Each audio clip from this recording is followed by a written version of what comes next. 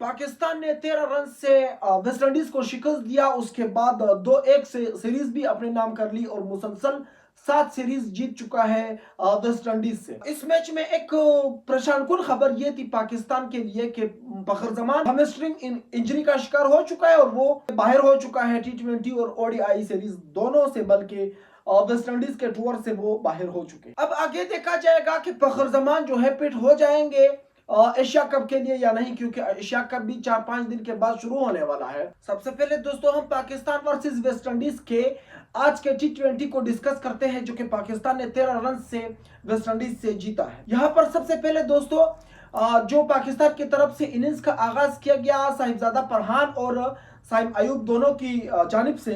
साहिबजादा फरहान ने एक दफा फिर जबरदस्त बैटिंग की, 74 रन बनाए उन्होंने 53 बॉल्स पे, जिसमें 5 छक्के शामिल थे और 3 चौके शामिल थे। तकरीबन 139 के स्ट्राइक रेट से उन्होंने बैटिंग की, 139 के स्ट्राइक रेट से उन्होंने बैटिंग की, जो कि बिल्कुल भी नाकाफी था, जो कि बिल्कुल भी अच्छा स्ट्राइक रेट नहीं है। इस पर हम लोग तफसील से बात करेंगे। साइम अयूब ने 66 रन बनाए 49 बॉल पे, जिसमें उन्होंने तकरीबन 2 छक्के और 4 चौके लगाए हैं और उन्होंने तकरीबन 134 134 के स्ट्राइक रेट से उन्होंने बैटिंग की है, जो कि एक शर्मनाक स्ट्राइक रेट है हर बैट्समैन के लिए टी20 में।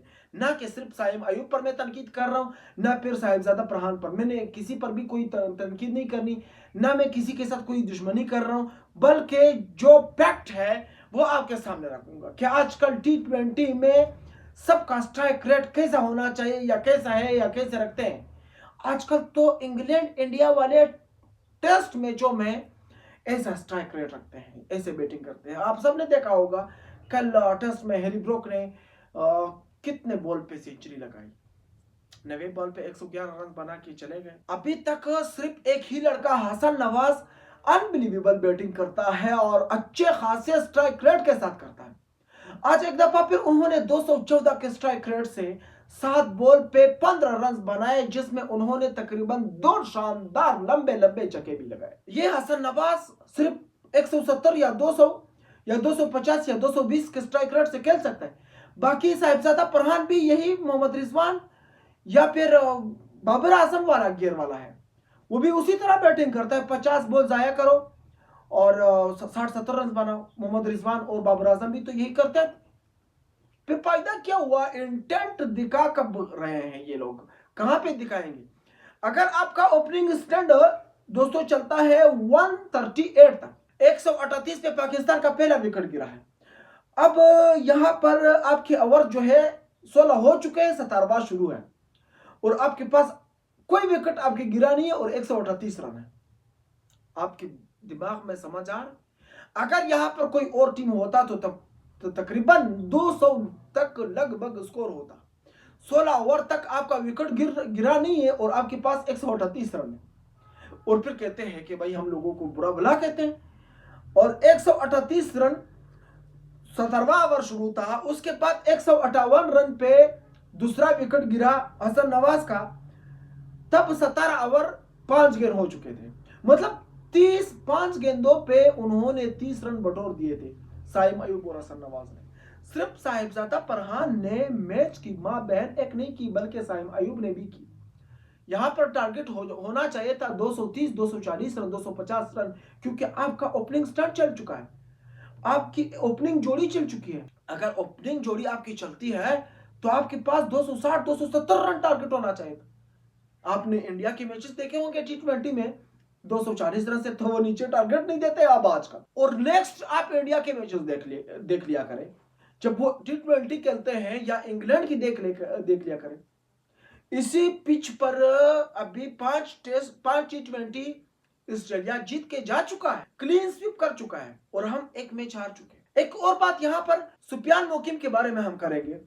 सुफियान मोकिम के बारे में हर वीडियो में मैं आप लोगों को बताता हूं, हर वीडियो में मैं चीखता रहता हूं कि इस बच्चे में टैलेंट है, इसको खिलाओ। इब्रार अहमद को हटाओ, शादाब खान को हटाओ, किसी को भी हटाओ भाई, इसको इन करो यार, इसको। बल्कि अगर कोई और मतलब बड़ा टैलेंट हो आपके पास तो फिर आगे सलमान को बिठाना चाहिए भाई, इस लड़के को रखो अपने पास, क्योंकि ये लड़का लाजवाब प्रेशर क्रिएट करता है अगेंस्ट की टीम पर। और 18वें ओवर में आपका स्पिनर जो है आपके लिए 1 रन देता है। ये आपकी सोच है और ये नौजवान खिलाड़ी के लिए एक बहुत बड़ा चैलेंज है कि वो भी स्पिन बॉलर के उससे आप 18वां ओवर करवा रहे हैं और वो भी टॉप बैट्समैनों के खिलाफ। लेकिन वहां पर सुफियान मुकीम ने लाजवाब, सुफियान मुकीम ने दोस्तों इस पूरे सीरीज में पाकिस्तानियों को मायूस नहीं किया। एक मैच में 1 विकेट लिया, 4 ओवर में 20 रन दिए। दूसरे मैच में 4 ओवर में 19 रन देकर 1 विकेट हासिल की। तीसरे मैच में एक दफा फिर 4 ओवर में 20 रन देकर 1 विकेट हासिल की, जो कि आप खुद पता है, आपको पता है कि 5 के औसत से उन्होंने रन दिए अपने 4 ओवर को कोटे में। फिर इतना प्रेशर क्रिएट करने वाला बॉलर को आप कैसे रेस्ट दे सकते हैं? एक हमारे पास इब्रार अहमद है जिसको बार बार खिला रहे बेंचों, वो ना विकेट ले पा रहे, ना प्रेशर बना रहा है, ना फिर रन रोक पा रहे हैं। फिर फायदा क्या है? फिर तो इस बच्चे को खिलाना यार, ताकि बन जाए आपके पास। इस पर मेहनत करो। मैं मानता हूं हसन अली के बहुत सारे खिदमात है यार, उन्होंने पाकिस्तान को 50 वर्ल्ड कप जितवाए हैं भाई। विकेट्स भी लेता है, रन भी नहीं रुकता है, सब कुछ कर लेता है भाई। प्लीज मैं आप लोगों से यही रिक्वेस्ट करूंगा कि कोई प्रोग्राम कर लो, उसको 21 तोपों की सलामी दे दो या तमगे इम्तियाज अता कर दो इसको, ये हसन अली को, या पता नहीं कौन सी सितारे अता कर दो, कुछ भी करो, हसन अली को बाहर कर दो इस टीम से। अब्बास अफरीदी को ऐड कर दो यार, अच्छा प्लेयर है, अच्छा खासा है, बैटिंग भी करता है, बॉलिंग भी करता है, फील्डिंग भी करता है, नौजवान है, सब कुछ करता है यार। आप लोगों ने बहुत सारे मैचेस में उसकी देखी होगी, बैटिंग भी और बॉलिंग भी देखी होगी, सब कुछ देखा होगा, डेथ ओवर का स्पेशलिस्ट है यार। लेकिन नहीं, उसकी जगह पर इनको कीड़े हैं इनके बुंड में कि भाई हम लोगों ने हसन अली को ऐड कर देना है। हसन अली का कीड़ा भी आप लोगों का निकल गया ना।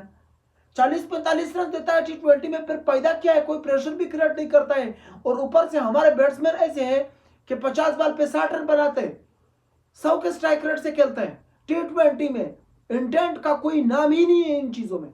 सो दोस्तों आप लोग बताओ, आप लोगों को आज का मैच कैसा लगा? आप लोगों ने एंजॉय किया?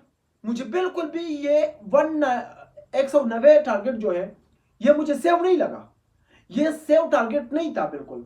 लेकिन ये उनकी कमर टूट गई थी वेस्ट इंडीज वालों की, जो उन्होंने पूरा नहीं किया, वरना ये 6 से बल था। सो दोस्तों आप लोगों का क्या कहना है वो आप लोग मुझे कमेंट में जरूर बताइए। मैं चलता हूं इंशाल्लाह नेक्स्ट वीडियो में, अगर जिंदगी रही। अल्लाह हाफिज।